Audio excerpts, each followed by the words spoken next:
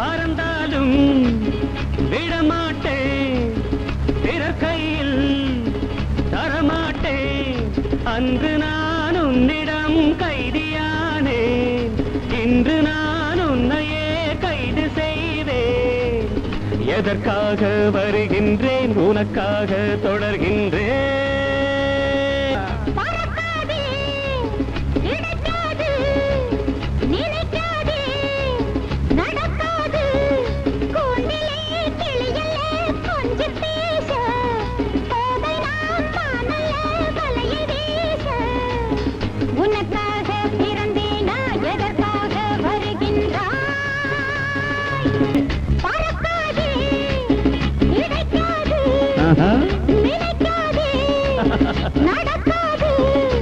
அன்று நான் உன்னிடம் கைதியானேன், இன்று நான் உன்னையே கைது செய்தேன்.